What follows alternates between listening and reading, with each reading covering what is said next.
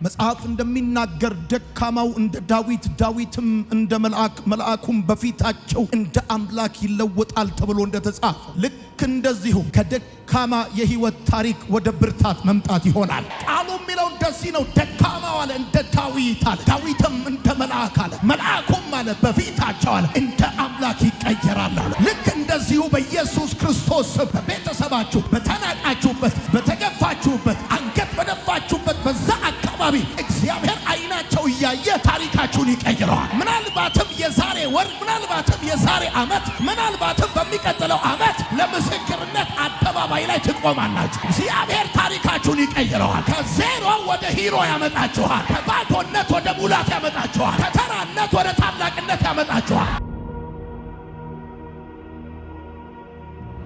ወዳጆቼ እግዚአብሔር ታሪክ ለዋጭ አምላክ ያለበት ሁኔታ ምንም ይሁን ምን ለሐኪም ይክበድ፣ ለአዋቂ፣ ለሳይካትሪስት፣ ለሳይኮሎጂስት ለብዙ ሁኔታ ይክበድ፣ ምንም ይሁን ምን ያለበት ሁኔታ እግዚአብሔር አምላክ ታሪክን መለወጥ የሚችል አምላክ፣ እግዚአብሔር ሊለውጠው የማይችል ሁኔታ እንደሌለ እንድታስታውሱ ፈልጋል። እግዚአብሔር ሊቀይረው የማይችል መጽሐፍ እንደሚናገር ዛፍ እንኳን ቢቆረጥ ስሩ እንኳን ባፈር ውስጥ ቢሞት ከውሃ ሽታ የተነሳ ሊያቆጠቁጥ ተስፋ አለው ተብሎ እንደተጻፈ ያቀተመለትን የተደመደመን ጉዳይ አበቃ አለቀ የተባለን የተቀበረን ጉዳይ መቃብር ከፍቶ እንደገና ማለምለም እንደገና መቀየር የሚችል አምላክ እግዚአብሔር ሊለውጠው የማይችለው ያንተ ሁኔታ የለም፣ የቤተሰብ ሁኔታ የለም፣ የትዳር ሁኔታ የለም፣ የሰውነት ሁኔታ የለም። ይችልበታል። ካፈር ከትቢያ አንስቶ አለቀ የተባለን ሰው፣ አከተመ የተባለለትን ሰው፣ አገር የጣለውን ሰው፣ ፖለቲካ የጣለውን ሰው፣ ኢኮኖሚው የጣለውን ሰው እንደገና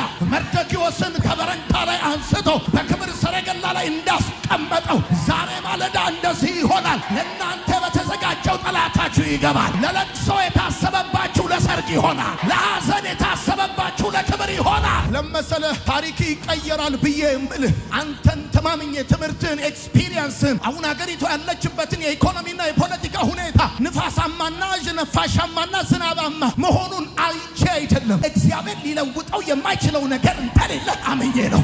በጌታ በኢየሱስም ጎዶሎ ነገር በሙላት ይቀየራል። በጌታ በኢየሱስም ችግር በበረከት ይቀየራል። እግዚአብሔር ዲክሽነሪ ውስጥ በእግዚአብሔር መዝገበ ቃላት ውስጥ የማይቻል የሚባል ቃል ወይም ነገር የለም። የቱ ነው በእግዚአብሔር ዓለም ውስጥ የማይቻል ነገር? የቱ ነው በእግዚአብሔር ዓለም ውስጥ አይቻልም የሚባል ቃል? የተዘጋ ማህፀን ነው፣ የሞተ ያለቀ ያከተመ ጉዳይ ነው፣ የተበላሸ ትዳር ነው፣ የህይወት የጤና ጉዳይ ነው። ዳጆቼ አንዳንድ ሰባኪዎች ከኔ ጭምር ስንናገር በማይድን በሽታ የተያዛችሁ ሰዎች ይላሉ የማይድን የሚባል በሽታ የለም።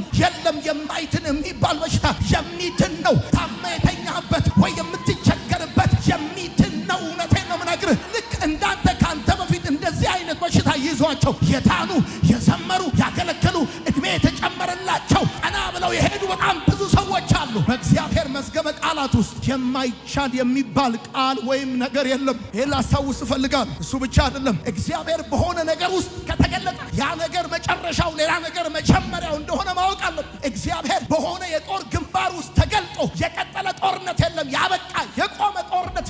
ስለዚህ ታሪክን ይቀየር ነው ብዬ ስልህ እግዚአብሔር አምላክ በመለኮታዊ ጣልቃ ገብነትና እርዳታ በህይወት ተገልጦ አሁን ያለበት ሐዘን አብቅቶ ሳቅ ሊጀምር፣ አሁን ያለበት ችግር አብቅቶ በረከት ሊጀምር እንደሆነ እግዚአብሔር ታሪክን ይቀይረዋል። አሜን ይባላል። ደግሞ ስማይ ንገር፣ ታሪክ ሲቀየር እዛው ሰፈር እንድትርመጠመጥ አርኮ ሳይሆን እንዳትገኝ አርኮ እግዚአብሔር ድራሽ አባትን ይቀይረው። ውጊያ ውስጥ ያላችሁ፣ ጦርነት ውስጥ ያላችሁ፣ ትግል ውስጥ ያላችሁ ሰዎች እግዚአብሔር በጦር ግንባር ሲገለጥ ጦርነቱ ሊያበቃ እንደሆነ በየትኛው ጦርነት እግዚአብሔር ተገልጦ ጦርነቱ ቀጥሏል።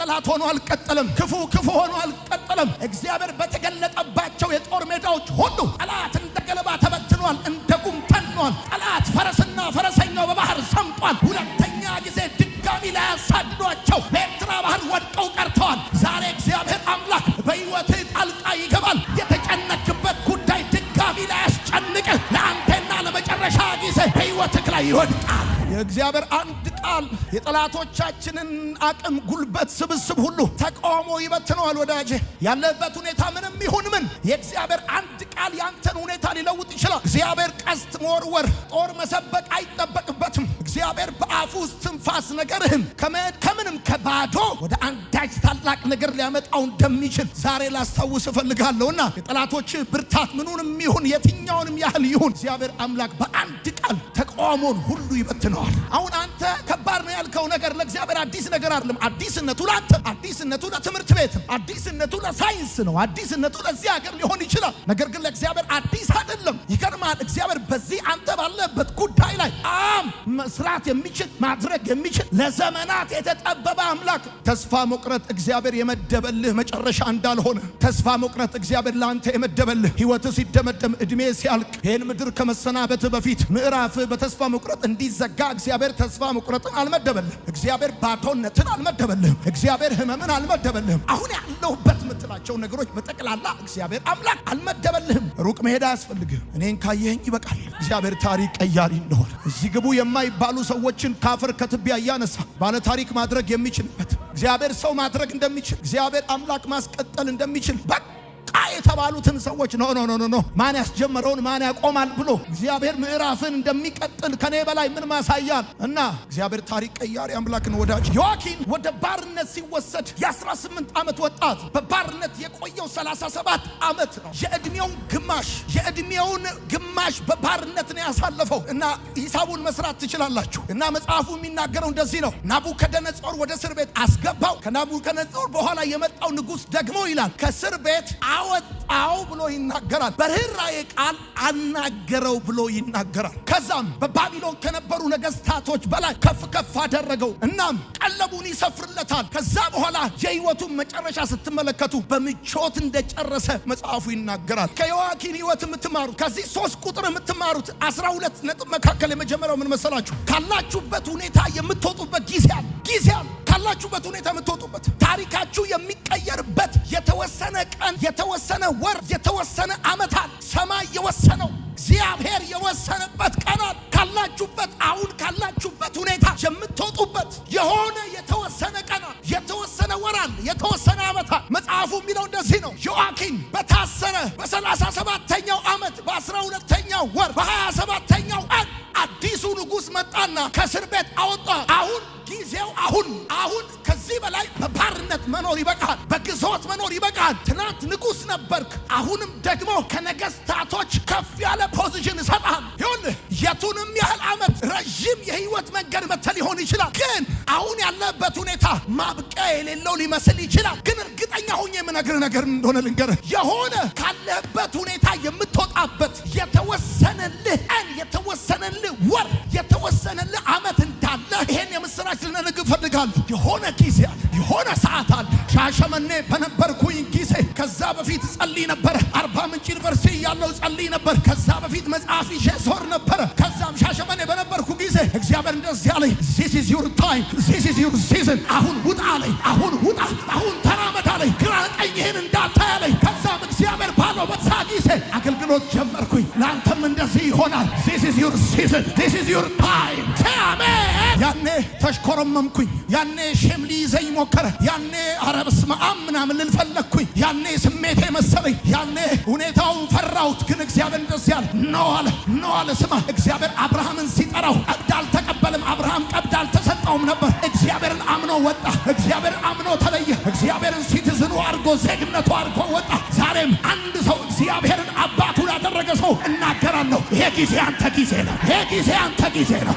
የሚታበስበት ጊዜ ነው። ለቅሶ የሚያበቃበት ጊዜ ነው። በሽታ የሚፈወስበት ጊዜ ነው። አለ ጊዜ ስል ለሁሉ ጊዜ አለው ተብሎ እንደተጻፈ እንደ ቃሉ እኮ ነው የምነግርህ። ድንጋይ ለመወርወር ጊዜ አለው እንደሚል መጽሐፍ፣ ድንጋይ እንኳን ለመወርወር ጊዜ አለው እንደሚል ከችግር የምትወጣበት ጊዜ አለ። ከመከራ የምትወጣበት ጊዜ አለ። ወደ ራስ ነገር የምትገባበት ጊዜ አለ። መጽሐፉ የሚለው እንደዚህ ነው። ልጅ ሆኜ በቤተ ክርስቲያን ቃል ሲሰበክ መጽሐፉን ይዘውና መሬት ላይ ይቀመጣል። እግሬን አጣምሬ ይቀመጣል። በጣም ነው እንደዚህ እያልኩማ አውቀው ነበር። ልክ ስማኝ ንገር፣ ሴት ልጅ በጸነሰች ጊዜ ቀናቷን እንደሚመጣ እንደማይቀር ልክ እንደዛ ወቅቱን ጠብቆ ገፍቶ እንደሚመጣ ወደደችም ጠላችም እንደሚወለድ ልክ እንደዛ ፔን ኖረውም አልኖረውም እንደሚወለድ ልክ እንደዛ ያንተ በረከት፣ ያንተ ሳቅ፣ ያንተ ደስታ ወደዱም ጠሉም ገፍቶ መጥቷል። ለአንተ ታሪክ ሰዓት ሴት ተደርጎለታል። ከዚህ በላይ ይኸው ስማኝ፣ አንተ አይደለም ጠላት እንኳን ከዚህ በላይ ልቅሰው ብሎ ቢል ጨርሷል። አንተ አይደለም ጠላቶች እንኳን ከዚህ በላይ ላይ እናሸግረው ብሎ ቢሉ አልቋል። ቻፕተሩ አልቋል። በደንብ አድርጋ አሜን። ሁለተኛ ከዚህ ከዮአኪን ሕይወት የምንማረው እንደሆነ ልንገራችሁ። እግዚአብሔር ታሪካችንን ለመቀየር ማንንም ሊጠቀም ይችላል። አለቃ የቱንም ያህል ክፉ ቢሆን በእግዚአብሔር እጅ ለመልካምነት መሳሪያ ይቀየራል። አለቃ፣ ጓደኛ፣ ቤተሰቦች የቱንም ያህል ክፉ ቢሆኑ ለበረከት በእግዚአብሔር እጅ ይቀየራሉ። አልሰማኝም ያልኩት አለቆች፣ የምታውቃቸው የሥራ ባልደረቦች፣ ጓደኞች የእግዚአብሔር ታሪክን ሊቀይረው ሲል የቱንም ያህል ክፉ ቢሆኑ ለበረከት በእግዚአብሔር እጅ ይቀየራሉ። የባቢሎን ንጉሥ ጥሩ ስለሆነ ነው ዮአኪንን ከግዞት ያወጣው እንዳትለይ። መጽሐፍ ቅዱስን ስታነብ የባቢሎን ነገሥታት ክፉና ክፉ ናቸው። ጥሩ ሆነው በተለይ ለእስራኤላዊ፣ በተለይ ለይሁዳዊ የባቢሎን ነገሥታት ክፉና ክፉ ናቸው። ግን እግዚአብሔር አምላክ በ18 ዓመቱ በግዞት የተወሰደን ንጉሥ በነበረ በወጣትነቱ ባሪያ የሆነውን የዮአኪንን ሕይወት ሊቀይር ሲል ጥሩ ሰው አልተጠቀመም። ታሪክን ለመቀየር እግዚአብሔር ማንንም ሰው ሊጠቀም ይችላል። በመስሪያ ቤት ክፉ አለቃ ካለ ለበረከት በእግዚአብሔር እጅ መሳሪያ ይሆናል። በሰፈር፣ በቤት፣ በሰር፣ በጎረቤት፣ በአካባቢ ያለ የምትፈራው አየኝ አላየኝ ብለህ የምታስበው ያ ሰው በጌታ በኢየሱስ ስም ለበረከት በእግዚአብሔር እጅ መሳሪያ ይሆናል። አንተ ጥሬ ስጋ ተሰቅሎ ስታይ እንደምትለይ እኔ ታሪክን የሚቀይር ቃል ለይቻለሁ። አቃል ዴስቲኒን ዲተርማይን የሚያደርግ ቃል ለይቻለሁ። ጌታ ታሪክን ይቀይረዋል። በጠበቀው እጅ ሳይሆን ባልጠበቀው እጅ ይቀይረዋል። በምትወደው እጅ ሳይሆን በምትፈራው እጅ ታሪክን ይቀይረዋል። ይሄን ደግሞ የሚያደርገው ምስክርነቱን ክብሩን እሱ ብቻ ሊወስድ ስለሚፈልግ ነው። ስማ፣ እስክሪብቶ ከያዙ መሻር እንጂ መሾም በማያውቁ ሰዎች እጅ በዚህ ዓመት የሹመት ደብዳቤ እጅ ይገባል። እንደ ጆተኒ መዋጥ እንጂ መጥፋት ከማያውቅ እጅ ልክ ከቁራ አፍ ለኤልያስ እግዚአብሔር ምግብ እንደሰጠ እግዚአብሔር ከክፉ ሰዎች እጅ እንጀራ ይሰጣል። ያሳለፍከው ዘመን ምንም ይሁን ምን ለውጥ አያመጣም። ዋናው ነገር የእግዚአብሔር ባንተ ሁኔታ ጣልቃ መግባቱ ብቻ። ብራዘር፣ ያሳለፍከው ዘመን የቱንም ያህል አጭር ይሁን ረጅም፣ ዋናው ነገር እግዚአብሔር ባንተ ሕይወት ጣልቃ መግባቱ ነው እንጂ እነዛ ረጅም ዓመታቶች ያንተ ሕይወትን ከመቀየር ከመለወጥ ምንም ለውጥ አያመጡም። ዘመኑ ረዝሟል ማለት ነገሩ አይቀየርም ማለት አይደለም። እንደውም የእግዚአብሔር ቃል ሲናገር እንደዚህ ይላል፣ ዘመኑ ረዝሟል፣ የዚህም ነገር ምሳሌ ጠፍቷል የምትሉት ምንድን ነው? ይህንን ተረትና ምሳሌ አስቀረዋለሁ በላቸዋል። ዘመኑ ስለረዘመ አልወልድም ብለሻል። ጊዜው ስለቆየ ይህን ነገር አይቀየርም ብለሻል። እንደዚህ አይነት ኬስ ከ5 ዓመት ካለፈ ከ10 ዓመት ካለፈ ሕይወት አይደለም ተስፋው ሞት ነው ብለሃል። የመጣበት ዘመን የቱንም ያህል ረዥም ይሁን የእድሜያችሁን ግማሽ አይደለም ከዛ በላይ በአንድ አይነት ሕይወት ውስጥ ያሳለፋችሁ ሰዎች ዛሬ ማለዳ መልእክት አለ። እግዚአብሔር አምላክ በጣልቃ ገብነት ወደ እናንተ ሕይወት ይገባል። በደንብ አርጉና አሜን ባሉ። እያለቀሳችሁ አትጨርሱም። አንገት እንደደፋችሁ አትጨርሱም። እንደተቀበላችሁ አትጨርሱም። እየሰጣችሁ ነው የምትጨርሱት። እኔ ስትሮንግ አይ ብሊቭ 100% አምናለሁ። ወይኔ እያላችሁ እየተቆጫችሁ አይደለም የምትጨርሱት፣ እየተራገማችሁ አይደለም የምትጨርሱት፣ እየመረቃችሁ። ያዕቆብ ዓይንህን አያለው ብዬ ተስፋ አላደረኩም ነበር፣ እግዚአብሔር ግን ዘርህን ጭምር አሳየኝ እንዳለ ልጅ መውለድ ብርቅ የሆነባችሁ ሰዎች የልጅ ልጅ አይታችሁ ነው የምትጨርሱት። ስንት ዓመት ነው ታታገቡ የቆያችሁት? ስንት ዓመት ነው አግብታችሁ ያልወለዳችሁት? ስንት ዓመት ነው ስራ አልሳካም ያላችሁ? ስንት ዓመት ነው በሰው ቤት የኖራችሁት? ስንት ዓመት ነው የተገፋችሁት? የስንት ዓመት ድካም ነው በዜሮ የተጣፋባችሁ? እነዛ ረጅም ዓመታቶች የቁጥራቸው ብዛት እግዚአብሔር አምላክ ታሪካችሁን ለመለወጥ ምንም ለውጥ አያመጣም። እግዚአብሔር ጣልቃ ሲገባ የኔ አምላክ የገባበት የትኛውም ሁኔታ ሲለወጥ እንጂ ሲቀጥል አይተናናቅም። ቃል በተናገረ ጊዜ ንፋሱን ገሰጸው፣ የሚታየው ማዕበል ሁሉ ጸጣ። የማይታየውን ሲገስጸው የሚታየው ሁሉ ኦርደር ይዛል። ልክ እንደዚህ በሕይወታችሁ ይሆናል። ወዳጆች፣ እግዚአብሔርን ስለምን አመናችሁት? ስለ አዲስ ስራ፣ ስለ ልጅ፣ ስለ ትዳር፣ ስለ ጤንነት፣ ስለ ፈውስ ስለምን አመናችሁት? እምነታችሁ እውን ይሆናል። ህልሞቻችሁ እውን ይሆናል። ለመሰላችሁ ሁለተኛ ነገሥት መጽሐፍን 24ኛውና 25ኛው ምዕራፎች ስታነቡ በተደጋጋሚ እንደዚህ የሚል ቃል ታገኛላችሁ። እንዲህም ሆነ፣ ሌላም ቦታ እንዲህም ሆነ፣ እንዲህም ሆነ፣ እንዲህም ሆነ የሚል ቃል ታገኛላችሁ። በመጽሐፍ ቅዱስ ውስጥ ሆነ የሚለው ቃል 452 ጊዜ ተጽፎ ታገኛላችሁ። ሆነ የሚለው ሆነ። እንዲህም ሆነ። ዮአኪን አንድ ቀን ብፈታ ብሎ ያልም ነበር። ሆነ። ሐና አንድ ልጅ ቢሰጠኝ እሰጠዋለሁ ብላ ታስብ ነበር። ሆነ። እኔ እንደውም ባረኳችሁ እናንተ ቤት ልክ እንደ ነገሥት መጽሐፍ እንዲህም ሆነ ይባላል። እንዲህም ሆነ። የተረሳ መስሎ ነበር፣ በዚህ ዓመት ታሰበ። እንዲህም ሆነ። ባንተ ላይ የተዘጉ በሮች ተከፈቱ። እንዲህም ሆነ። ያስጨነቀ ቀንበር ተሰበረ። እንዲህም ሆነ። ከባርነት ወጣ፣ ከባዶነት ወጣ፣ ከችግር ወጣ። እንዲህም ሆነ። ስራ አገኘ። እንዲህም ሆነ። እግዚአብሔር ጎበኘው። እንዲህም ሆነ። ልጆች ወለዱ። እንዲህም ሆነ። ከመከራው አረፈ። እንዲህም ሆነ። እግዚአብሔር የሚኖርበት ቤት ሰጠው። እንዲህም ሆነ። እግዚአብሔር አሳቀው። ደግሞ እኮ ህልሜን ስታልም ስታልም ኖሮክ አይደለም ሰው ያኖረክ እየሰጠ አይደለም እየተቀበልክ ስታልመው የሚሆን አይመስልም። ምክንያቱም እየተቀበልክ ነው እየሰጠ አይደለማ።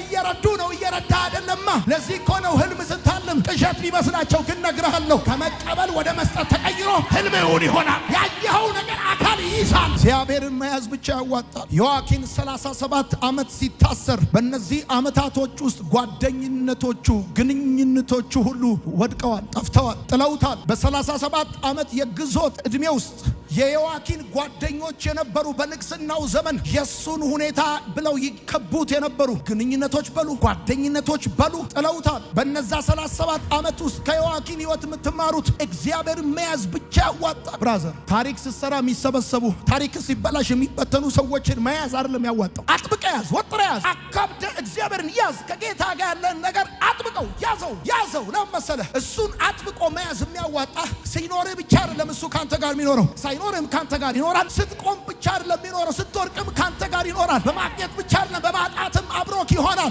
እና እግዚአብሔርን አጥብቆ መያዝ እንደሚያዋጣ ነው ከዮአኪን ህይወት የምትማሩ። ጓደኛ መያዝ ጥሩ ነው። ታዋቂ ጓደኛ፣ ዝነኛ ጓደኛ፣ ባለስልጣን የሆነ ሰው መያዝ ጥሩ ነው። እንያዝ ምናምን ይባላል፣ ሰው አለው ምናምን ይባላል። ይገርማል። እነዚህ ሁሉ እንደወጡ ይወርዳሉ፣ እንዳገኙ ያጣሉ፣ እንደበረቱ ይደክማል። አሉ የምትላቸው ነገር አይኖሩም፣ እንደ ጤዛ ይረግፋል። የትላንትናውን እንጂ የነገን ማን ያውቃል? ዘርህን ከምትይዝ እግዚአብሔርን ያዝ። ለክፉ ቀን ገንዘብ ጥሩ ነው፣ ግን ይገርማል። ገንዘብ ካርድ ያወጣል እንጂ ጤና አይሰጥም። አልጋ ይገዛል እንጂ እንቅልፍ አይገዛም። ጥሩ ነው ብር መያዝ። ከብር በላይ ግን የሚያዋጣው እግዚአብሔር መያዝ። የሆነ ሰው ይሄድና የሆነ ሰው ይመጣ።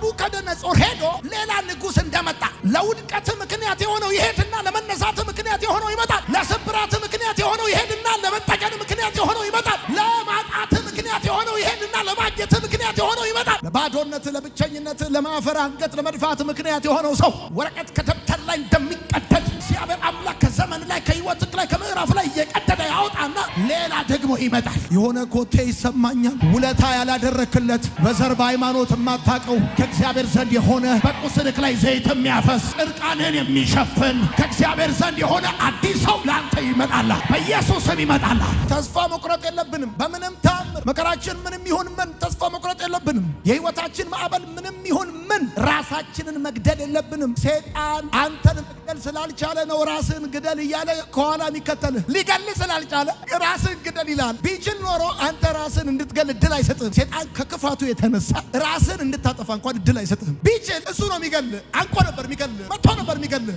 አሁን ሞክሮ ሲወረውር ሲስትህ፣ ሲወረውር ሲስትህ፣ ሲቆፍር ሲስትህ፣ ብዙ ነገር ሲያደርግ ሲስትህ፣ መጨረሻ ላይ እንደዚህ ይላል። ቢዝነስን ሲስትህ፣ የሆነ ነገር ሲያደርግ ሲስትህ፣ መጨረሻ ላይ እንደዚህ ይላል። የሁሉ ነገር ተበላሽቶብህ ራስን ብታጠፋ ይሻላል ይላል። ሊገልህ ፈልጎ ስላልቻለ ነው ራስን ግደል የሚልህ። እኛ አንገት ላይ ገመድ የሚገባው ከረባት ማን ሊያስር ነው? ማን ሊያስር ነው? ሁሌ እንደምናገረው እኛ መርዝ ምንጠጣው ስፕራይት ማን ሊጠጣ? ማን ሊጠጣ ነው ስፕራይት? እኛ መርዝ ምንጠጣ። መርዶክዮስ ሊሰቀል እንደነገ እንደታቀደ ግን ነገር ተገልብጦ ሰረገላ ላይ እንደወጣ የክብር ሰረገላ ወደ አንተ ቤት እየገሰገሰ ይመጣል። የሹመት ይመጣል።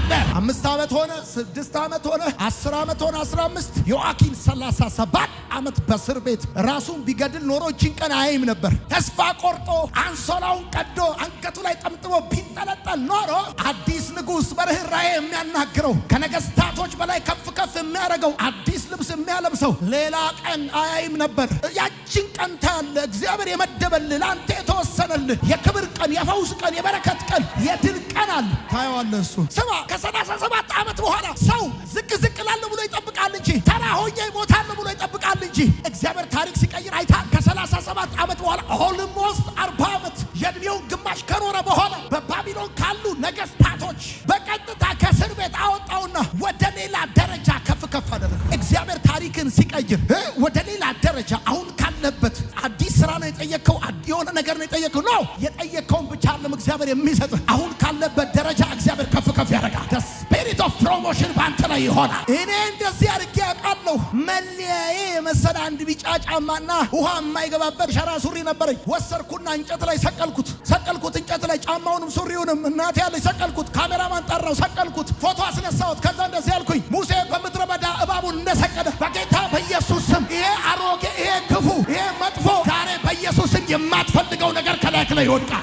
በደም ጩና አሜን። ከዚህ በኋላ ተራ ህይወት አንኖር። ወደ መከራ አትመለስ፣ ወደ ችግር አትመለስ፣ ወደ ትላንትና ህይወት አትመለስ። ንጉሱ ዮአኪንን ከእስር ቤት ያስወጣው ስሜታዊ ሆኖ አይደለም፣ አስቦበትም ከፍ ከፍ አደረገው ይላል። እስከ እድሜው ፍጻሜ ድረስ አይደል የዕለት ቀለቡን ወደ መከራው አልተመለሰም። ሰው ባካሚም ባንተ ላይ የተዘጉ ደጆች ይከፈቱ፣ የያዘ ቀንበር ይሰበር። በዚህ ዓመት ታሪክ ወደ ክብር ይለወጥ። ድጋሚ ያንን ህይወት አትገርበው። ከክብር ወደ ክብር እንለወጥ፣ ከኃይል ወደ ኃይል እንለወጥ።